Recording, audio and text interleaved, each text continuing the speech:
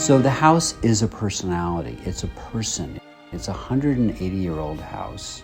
Everything is layer upon layer in New Orleans. It's a city in drag. They call these old houses painted ladies.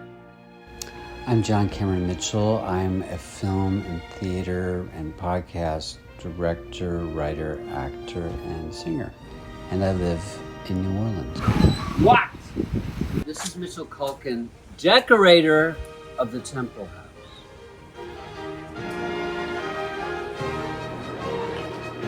So the house we bought from a chapter of an occult church. New Orleans is a nexus of spirituality and occultism.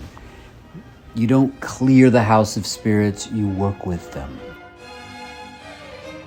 But the house was not how would you describe it? It was very Anne Rice on a budget, like Anne Rice from Home Depot or something. It was very ugly. Like the paint and everything was terrible. But the bones were beautiful. The bones were beautiful. I mean, it just wasn't all the same. Perhaps heterosexual colors.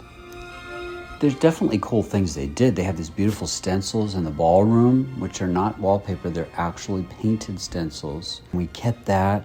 We're working with the house. We're not repudiating what it was. Mitchell was great about being functional about the rooms, like taking some space from this, making the bathroom bigger, putting a laundry room between two units that can be shared on both sides, but locked on both sides. So we're trying to think of this house as functional, but also something that can be casually separated, not like rigidly. So I remember our contractor was like, do you want dimmers in these rooms? Yes, of course we do.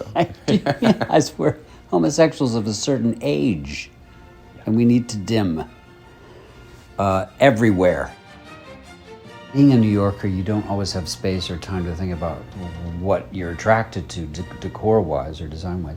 But here it was like, oh my God. So I can bring in all my memorabilia that I've been collecting in New York for 40 years and then go, well, what do I want to live in? What do I love? And Art Nouveau is something that's always come to mind.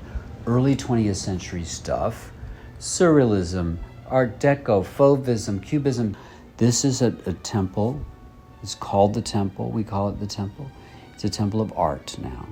And I've always wanted to have a music venue or a theater venue, but I didn't want to deal with the business. So with this 50-foot ballroom, I have the opportunity to host all kinds of local talent, people from out of town, but also hopefully have an artist's residence. I want this to be a real a furnace or a womb for work, because creativity is the only thing that gets us out of the dumps, in this difficult time when everything seems panicky. It's literally the best antidepressant is making things.